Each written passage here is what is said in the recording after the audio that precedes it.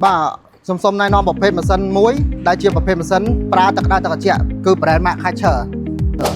model HDF và môi là đập 4Cនេះគឺជាកងតាក់សម្រាប់យើងប្រើប្រាស់កងតាក់ទី1គឺយើងប្រើសម្រាប់ទឹកត្រជាក់ដែលយើងប្រើទឹកបាញ់សម្អាតទូទៅកងតាក់ទី2គឺយើងប្រើសម្រាប់ទឹកក្តៅប៉ុន្តែមុននឹងយើងប្រើដល់ទឹកក្តៅដល់90យើងត្រូវមួមកដល់eco នេះសិនជាបងប្អូនចង់ប្រើទឹកក្តៅទី1យើងត្រូវប្រើជាមួយនឹងម៉ាស៊ុតអញ្ចឹងម៉ាស៊ុតយើងត្រូវចាក់ចូលទៅក្នុងប្រឡោះនេះដើម្បីឲ្យវាមានការដុតចំហេះនៅក្នុងម៉ាស៊ីនបាទហើយក្នុងពុយនេះដែរគឺមកពុយយកពេញប្រហែលជា10លីត្រនៅពេលដែលយើងចាក់ម៉ាស៊ុតហើយបងប្អូនត្រូវមើលមកលើកងតាក់បាទអញ្ចឹងយើងចង់ប្រើទឹកក្តៅគឺយើងមួមកអេកូជំនាញដំបូងបាទនៅពេលដែលយើងមួមកដល់អេកូ60អង្សានឹងហើយយើងដុតវាប្រហែលជា5នាទីចាំយើងមួឡើងរហូតដល់90ឬក៏បងប្អូនមើលតាមអាវ៉ាន់ចាក់ស្ដែងបើបងប្អូនចង់បាញ់លក្ខណៈ60បងមួតាម60ទៅ70មួតាមឡើង70មកអញ្ចឹងណាសូមបន្ថែមបន្តិចទៀតទៅលើការប្រើប្រាស់ទឹកក្តៅអញ្ចឹងនៅពេលដែលយើងប្រើប្រាស់ទឹកក្តៅគឺយើងត្រូវមានទឹកអម110នេះមកជាមួយដើម្បីអីដើម្បីយើងប្រើ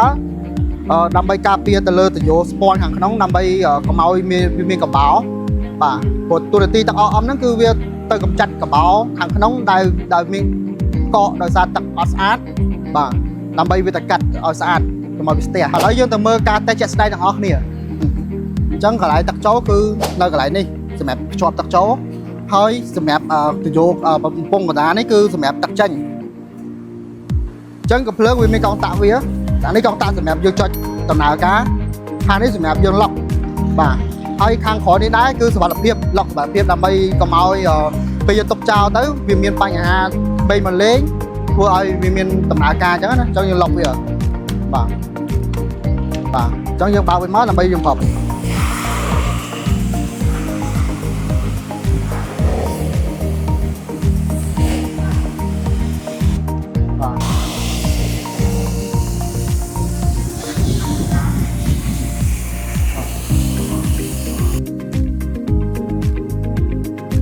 លីត្ររហូតដល់10លីត្រ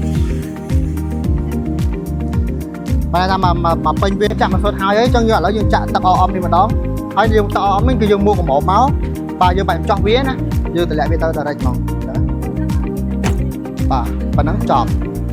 បាទអញ្ចឹងគឺវាបើកអូតូហើយអូខេ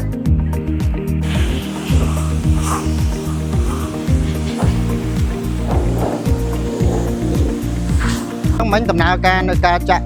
អមហើយនឹងម៉ាស៊ុតគឺយើងធ្វើហើយអញ្ចឹងឥឡូវយើងត្រូវបញ្ឆេះវាអញ្ចឹងបញ្ឆេះទី1យើងត្រូវប្រើមកដល់អេកូហ្នឹងបាទយើងមួវាមកបាទកងតាក់វាមកត្រឹមហ្នឹងមកអញ្ចឹងភ្លើងវាគឺដំណើរការហើយអាភ្លើងនេះវាសារតែយើងអត់ប្រើសាប៊ូ